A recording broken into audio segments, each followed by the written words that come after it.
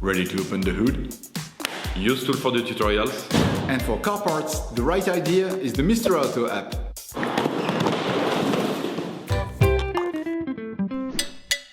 You will find the bulk tie rod ends used in the video exclusively on the Mr. Auto website and through the link in the description.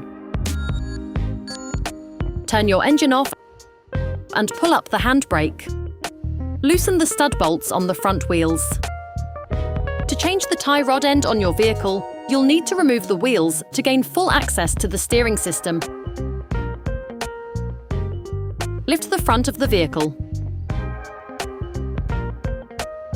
Place the vehicle on the axle stands.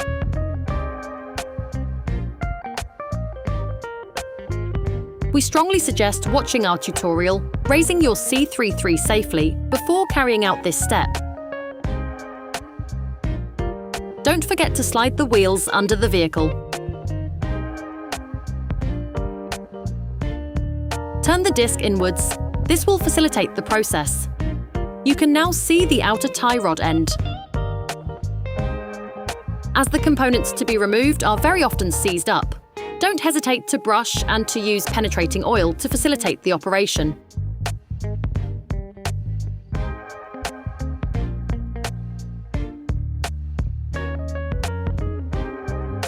With a marker, trace a line between the axle joint and the tie rod end. It will help later during the disassembly and reassembly process. With a 22mm spanner, start by loosening the locking ring nut on the inner tie rod. It is there to stop any form of rotation of the two pieces towards each other, as this could have an impact on the geometric settings of your vehicle. Hold the tie rod axle joint with a 13mm spanner to prevent it from turning. Using a 16mm spanner and a female E8 Torx socket, loosen the tie rod end's retaining nut. If you do not have a ball joint puller, take a hammer and hit the lug nut hard just at the end of the threading. The ball joint should move away from the pivot. Only tap on the tie rod end pivot if you are changing the tie rod end, otherwise you risk damaging the threading. Paying close attention to the point of reference, unscrew the tie rod end, counting the number of turns necessary to extract the tie rod end. This will allow you to find an approximate setting when reassembling. For greater accuracy, use the mark drawn with a marker to return the lock nut to its initial position.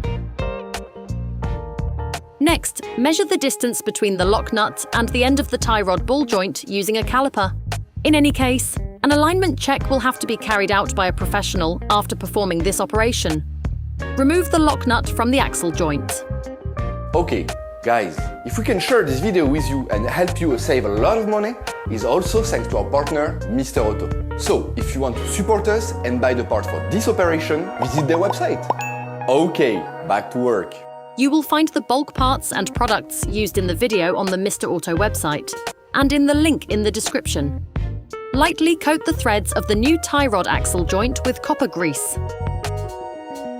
Screw the lock nut back on until the distance measured with the caliper is reached. Using a wire brush, scrub the pivot, then apply silicone grease to the flat part that will be in contact with the tie rod bellows. Do not grease the inside of the cone. Take the new tie rod end. Unscrew the lug nut supplied with it. Lightly coat the threads of the tie rod end with copper grease. Put the tie rod end back in place, making the same number of turns as counted during disassembly. During this operation, you will work on the steering system of your vehicle. Checks on tyre alignment, when carried out by a professional, will guarantee that your steering system has been perfectly aligned and is in good working order. Replace the ball joint in the pivot. You can rotate the tie rod axle joint with a 13mm spanner to bring the tie rod end into the correct position.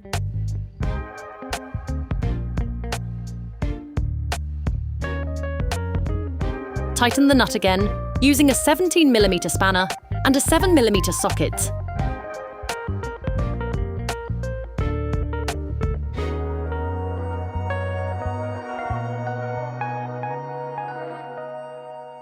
Finish off the tightening with a torque wrench.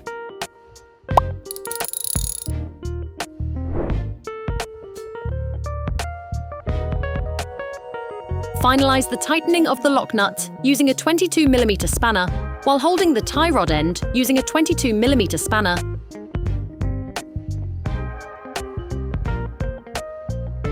Then you will be able to put the wheels back on your vehicle.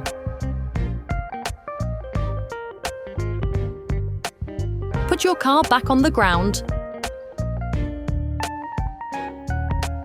and block the wheels securely. Operation completed.